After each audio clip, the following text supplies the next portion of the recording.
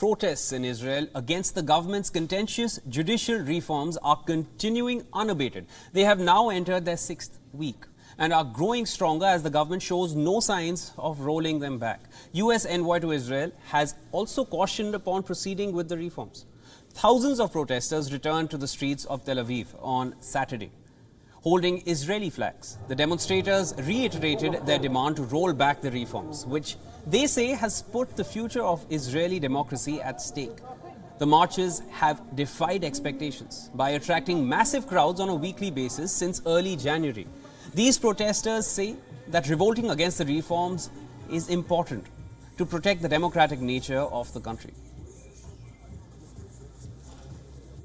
We are protesting against a government that combined from criminals, ultra-Orthodox and settlers that combine together, and they are intertwined into one goal and one goal only, which is to destroy Israel as a democratic country as we knew and loved. Tonight I'm protesting for democracy, so I won't have to fight for democracy.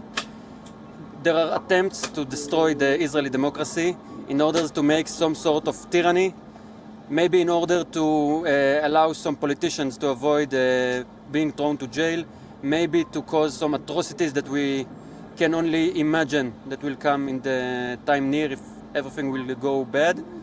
And here I am in my armor and my shield, doing my best. Reacting to the demonstrations, US ambassador to Israel said that Prime Minister Benjamin Netanyahu should slow down the progress on the legislation. Diplomat Tom Knights said that moving ahead with the plans is creating difficulties for Washington to help promote its ties with Saudi Arabia or deal with its arch-rival Iran. But Israel's top leadership, including the Justice Minister, has refused to halt any proceedings, despite repeated requests even from country's president.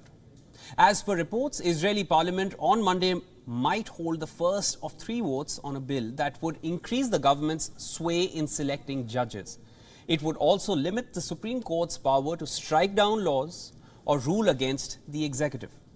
The reforms seek to overhaul the country's justice system. Netanyahu says that laws are needed to curb the overreaching powers of judges.